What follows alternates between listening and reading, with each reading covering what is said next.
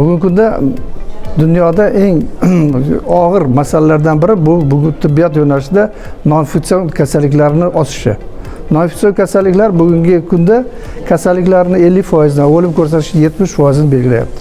Shu jumladan endokrin kasalliklari bugungi kunda dunyoda o'sish jarayonida ketyapti.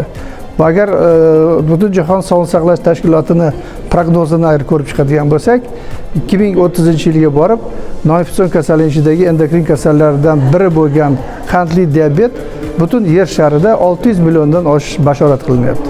Bu esa bugungi kunda har bir harakatda hamkorlikni talab etadi. Bugungi kunda biz Qozog'iston Respublikasining kardiologiya va ichki kasalliklar ilmiy tekshirish instituti qoshidagi endokrinolog va diabetologiya markazi bilan memorandum imzolandi.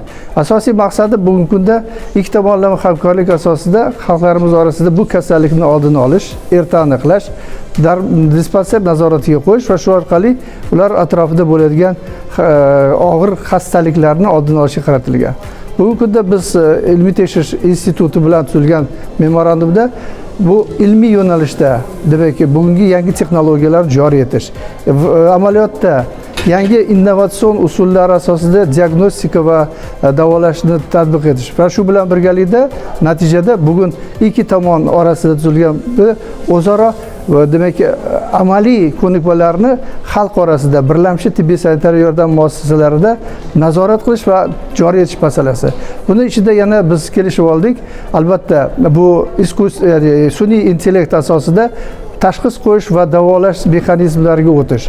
Yana bir yo'nalishimiz bu yerda innovatsion texnologiyalar asosida radioaktiv moddalarni ishlatgan holatda kasalliklarni erta tashxislash va davolashda, ya'ni onkologik nazoratni kuchaytirishga qaratildi.